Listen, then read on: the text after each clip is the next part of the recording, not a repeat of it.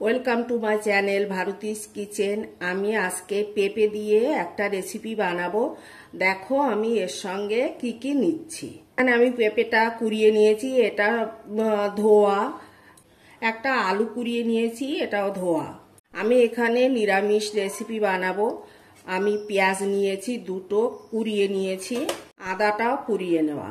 চালের গুঁড়ো নিয়েছি, মুগ ডাল নিয়েছি, জোয়ান নিয়েছি হাফ চামচ, গোটা জিরে নিয়েছি হাফ চামচ, কাঁচা লঙ্কাগুলো কুচিয়ে নিয়েছি, একটু গরম মশলা নিয়েছি, চাট মশলা নিয়েছি। এখানে একটা পাত্র নিয়েছি, তার মধ্যে পেঁপে কোরানোটা দিয়ে দিচ্ছি, আলু কোরানোটা দিয়ে দিচ্ছি, পেঁয়াজ কোচানোটা দিয়ে দিলাম, অল্প একটু আদা দিয়ে দিচ্ছি, লঙ্কা কুচি দিয়ে দিচ্ছি, জোয়ানটা দিয়ে দিলাম, জিরেটা দিয়ে দিচ্ছি, চাট মশলাটা দিয়ে দিচ্ছি, গরম মশলাটা দিয়ে দিচ্ছি, চালের গুঁড়োটা দিয়ে দিলাম।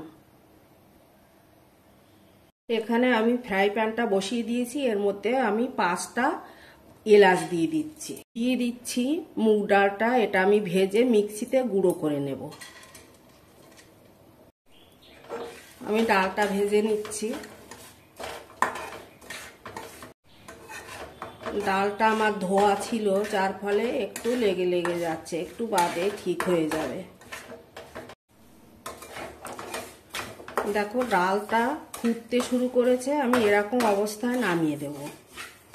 আমি এখানে একটা মিক্সি নিয়েছি, মিক্সিতে আমি এই ভাজা ডালগুলো দিয়ে দিচ্ছি, এটা আমি বেটে নেব।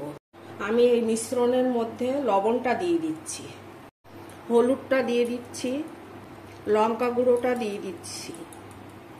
তোমরা লবণ, হলুদ, লঙ্কা গুঁড়ো নিজেদের প্রয়োজন অনুযায়ী দিয়ে নিও। আমার একটা আন্দাজ হয়ে গেছে, আমি দিয়ে দিচ্ছি ওইভাবে। ডালের গুঁড়োটা দিয়ে দিলাম। এটাকে আমি এবার ভালো করে মিশিয়ে নেব। এর মধ্যে আমি অল্প অল্প জল দিয়ে মেখে নেব।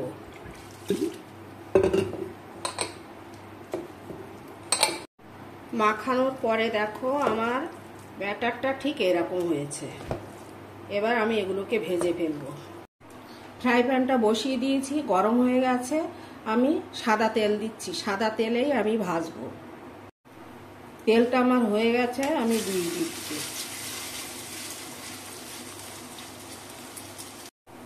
অনেক সময় পেঁপের তরকারি কেউ খেতে চায় না, তোমরা এইভাবে খেয়ে দেখো, খুব সুন্দর হয় খেতে। আমি একটু উল্টে নিয়ে নিচ্ছি। দেখো এরকম লাল লাল করে ভেজে নিতে হবে। আমি বাকিগুলো ভেজে নেব। আমার এটা হয়ে গেছে, আমি তুলে নিচ্ছি।